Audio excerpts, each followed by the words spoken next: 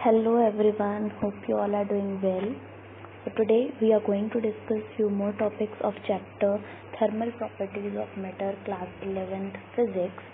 तो आज हमारी डिस्कशन का जो टॉपिक है वो हमने लास्ट वीडियो में भी देखा था थोड़ा बहुत, तो वो था थर्मल करंट या हीट करंट बोलते हैं उसको, हम एच से रिप्रेजेंट कर रहे थे, IT भी लिख सकते हैं उसको हम, ठीक है जी। ये हमने क्या बोला था, रेट ऑफ हीट ट्रांसफर जो होता है वो क्या होता है, हीट करंट होता है या थर्मल करंट होता है। उसका एक एक्सप्रेशन हमने कल डराइव किया था। क्या था वो एक्सप्रेशन? वो एक्सप्रेशन था KA delta T by L, है ना। तो ये एक्सप्रेशन हमने देख लिया था। अब इसी एक्सप्रेशन से हम एक और एक्सप्रेशन डराइव करेंगे। किसके लिए डराइव करेंगे हम वो एक्सप्रेशन भी हम इसी हीट करंट या थर्मल करंट के लिए डराइव करेंगे, जिसको हम IT से भी रिप्रेजेंट कर देते हैं। तो एक्चुअल में हम यहाँ पे इंट्रोड्यूस कराने वाले हैं थर्मल रेजिस्टेंस। तो किसको इंट्रोड्यूस कराने वाले हैं हम इंट्रोड्यूस कराने वाले हैं थर्मल रेजिस्टेंस। तो हमने क्या किया, हमें पता है कि थर्मल रेजिस्टेंस होता है L/KA, ठीक है। थर्मल रेजिस्टेंस होता है L/KA, नहीं पता तो याद कर लो। और इसको अब हम सब्स्टिट्यूट करेंगे, ये जो हमारा रिलेशन है इसको सब्स्टिट्यूट करेंगे हम इस एक्सप्रेशन में। तो आपको डेल्टा, तो आपको H क्या मिलेगा, अब H मिल जाएगा आपको डेल्टा T बाई R, ठीक है जी। अब आपको क्या मिल जाएगा, अब आपको ये एक्सप्रेशन मिल जाएगा। आपको जस्ट क्या करना है, R को L/KA ये पुट करना है। अब उसके बाद आता है, अब हमने रॉड के लिए बेसिक फार्मूला तो देख लिया। किसका बेसिक फार्मूला देखा, हमने देखा कि रेट ऑफ हीट ट्रांसफर या फिर थर्मल करंट क्या होता है। बट अब हम देखने वाले हैं कि अगर रॉड को आप सीरीज में कनेक्ट कर दो, सीरीज में कैसे कनेक्ट करते हैं भाई, अब सीरीज में कनेक्ट कर सकते हो आप इस तरह से, जैसे कि आपको दिखा रखा है। इस तरह से जब आप कनेक्ट करोगे तो जैसे आप वहाँ पे पढ़ते हो ना करंट इलेक्ट्रिसिटी, बट हाँ वो तो +2 का टॉपिक है, ओके दैट्स फाइन। बट आपने कहीं ना कहीं आपने क्लास 10th में पढ़ा होगा, है ना। तो तब आप सीरीज कॉम्बिनेशन पढ़ते हो रेजिस्टेंस का, है ना, और आप पैरेलल कॉम्बिनेशन पढ़ते हो रेजिस्टेंस का। तो ये कुछ वैसा ही है, ठीक है जी। तो ये आपने 10th क्लास में भी पढ़ा होगा और +2 में भी पढ़ोगे, ठीक है। रेजिस्टेंस के लिए, कैपेसिटर के लिए, यहाँ पे आप रॉड के लिए देखोगे। और ये थोड़ा सा डिफरेंट कंसेप्ट, थोड़ा सा डिफरेंट है, अलग चीज़ है ना। यहाँ पे क्या होता है, यहाँ पे H यानी कि थर्मल करंट जो है ये आपका सेम हो जाएगा, ठीक है। यहाँ पे H जो है वो आपका सेम होगा। उसके बाद सीरीज में R इक्विवेलेंट क्या होता था, जब रेजिस्टेंस होती थी तो वो होता था R1 + R2। और यहाँ पे क्या होगा, यहाँ पे आप थर्मल कंडक्टिविटी के टर्म्स में लिखोगे चीज़ों को, तो यहाँ पे K इक्विवेलेंट का एक्सप्रेशन आएगा L1 + L2 by L1/K1 + L2/K2। तो ये एक्सप्रेशन मस्ट है, रिमेंबर करना, ये तो एकदम मस्ट है, ठीक है जी, काफ़ी काम आएगा। तो सीरीज कॉम्बिनेशन में क्या होता है, रॉड के सीरीज कॉम्बिनेशन में H सेम रहता है और K इक्विवेलेंट होता है L1 + L2 by L1/K1 + L2/K2। तो ये एक्सप्रेशन है सीरीज कॉम्बिनेशन में आपका के इक्विवेलेंट का, यानी थर्मल कंडक्टिविटी के इक्विवेलेंट का। नेक्स्ट है, अच्छा, जंक्शन टेम्परेचर। अगर आप यहाँ पे ध्यान से देखोगे ना इसको, तो आप देख पाओगे यहाँ पे इस एंड पे जो है आपके पास टेम्परेचर T1 है, दूसरे एंड पे टेम्परेचर T2 है, और यहाँ पे जहाँ पे दोनों का ये जंक्शन है उस पॉइंट पे आपके पास टेम्परेचर है ये थीटा से रिप्रेजेंट कर दिया हमने, ठीक है जी। ये जंक्शन टेम्परेचर है। तो इसको अगर आपको फाइंड करना आ जाए तो आप एक एक्सप्रेशन का इस्तेमाल करोगे और चीज़ सॉर्ट ऑफ हो जाएंगी। तो आप क्या करोगे, H = H होता है सीरीज में, ठीक है, H सेम होता है हर जगह। तो H के एक्सप्रेशन को आप लिखोगे, क्या लिखोगे, H क्या होता है delta T by R, delta T by R, है ना जी। थर्मल करंट यही तो होता है। थर्मल करंट क्या पढ़ा आपने, थर्मल करंट आपने पढ़ा होगा H = delta T by R।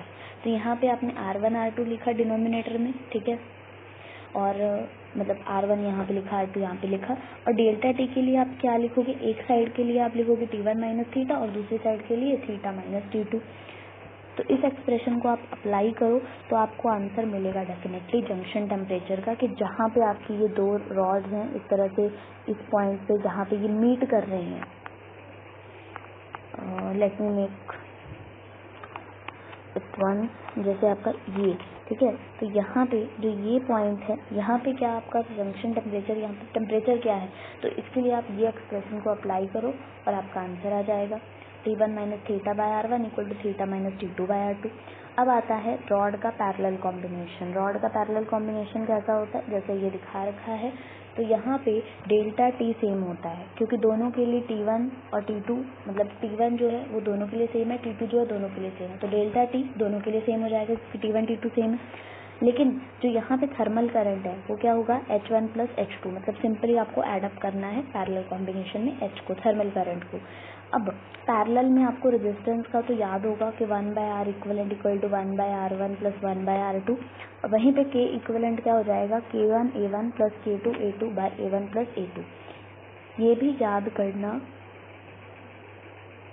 Must है, K1 A1 plus K2 A2 bye A1 plus A2। तो ये पैरेलल कॉम्बिनेशन ऑफ रॉड में हो गया। K इक्विवेलेंट क्या होता है, और आपको पता होना चाहिए कि यहाँ पे टेम्परेचर सेम होता है और thermal current H1 plus H2 होता है।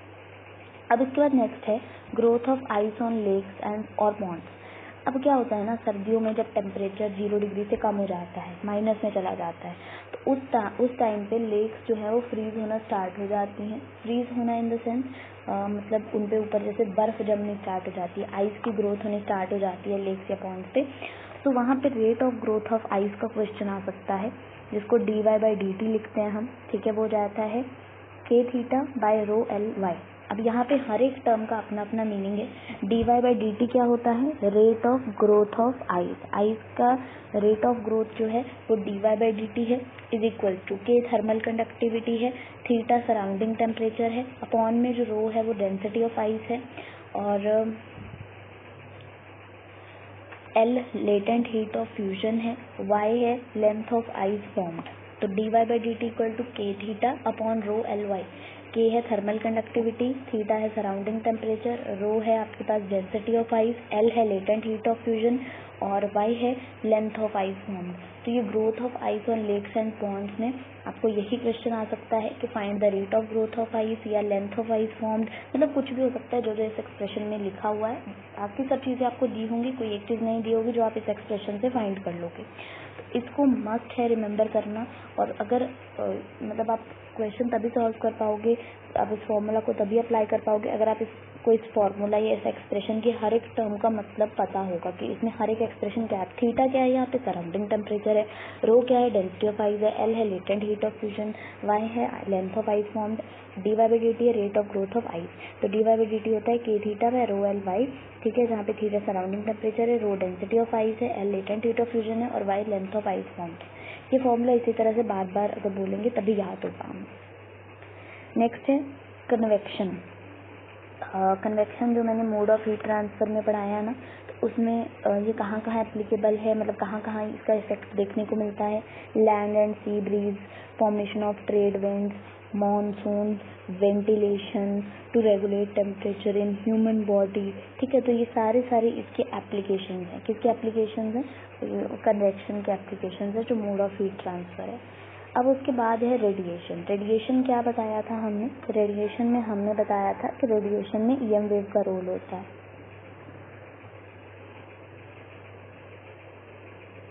यहाँ पे आपको ईएम वेव का रोल देखने को मिलता है, ईएम वेव। तो होता क्या है यहाँ पे, असल में यहाँ पे होता क्या है, यह ईएम वेव। तो रेडिएशन में हीट ट्रांसफर होता है विदाउट हीटिंग द मीडियम, मतलब मीडियम को हीट करने की कोई ज़रूरत नहीं पड़ती आपको। उसके बाद यहाँ पे अच्छा, तो हीट ट्रांसफ़र के लिए यहाँ पे आपको रेडिएशन के केस में मीडियम को हीट करने की ज़रूरत नहीं पड़ेगी। और सबसे इम्पॉर्टेंट बात, यहाँ पे आपको मीडियम की ज़रूरत नहीं है। तो अगर मीडियम दे भी दिया तो उसको हीट करने की कोई ज़रूरत नहीं है। दूसरा, ये मिक्सचर यहाँ पे किसका होता है, ईएम वेव का, जो मैं बता चुकी हूँ। अब नेक्स्ट है Prevost theory of heat exchange.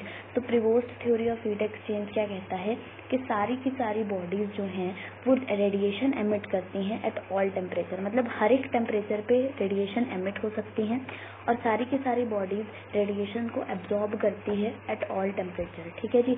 और अमाउंट ऑफ एमिशन और absorption depend on temperature and material of body, shape of body. और कितना जो है रेडिएशन एब्जॉर्ब होगी या एमिट होगी वो डिपेंड करता है बॉडी के टेम्परेचर पे, मटेरियल पे, शेप पे। तो बॉडी रेडिएशन को एमिट भी कर सकती है, एब्जॉर्ब भी कर सकती है हर एक टेम्परेचर पे, सारी बॉडीज। और जो एमिशन या एब्जॉर्प्शन की अमाउंट है वो डिपेंड करती है टेम्परेचर, मटेरियल और शेप ऑफ बॉडी पे। नेक्स्ट है, अगर सराउंडिंग से ज़्यादा टेम्परेचर है, मतलब बॉडी से ज़्यादा टेम्परेचर है सराउंडिंग का, तो बॉडी जो है वो एब्जॉर्ब करेगी, है ना, हीट को, तो बॉडी का टेम्परेचर बढ़ जाएगा। नेक्स्ट है, अगर बॉडी का टेम्परेचर ज़्यादा है सराउंडिंग से तो बॉडी जो है वो हीट एमिट करेगी, जिससे क्या होगा, बॉडी का टेम्परेचर कम हो जाएगा। चलिए नेक्स्ट है, अगर सराउंडिंग और बॉडी का टेम्परेचर इक्वल है तो absorption is equal to emission हो जाएगा, जिसके कारण बॉडी का टेम्परेचर जो है वो कांस्टेंट रहेगा। ये काफ़ी जनरल सी बात है ना, काफ़ी ज़्यादा जनरल सी बात है कि कब एमिट होगा, कब एब्जॉर्ब होगा, जब सेम होगा सब तब कांस्टेंट रहेगा। ये काफ़ी नॉर्मल बातें हैं। So hope you all enjoyed watching this video. Please like, share and subscribe to the channel for watching more videos. Thank you.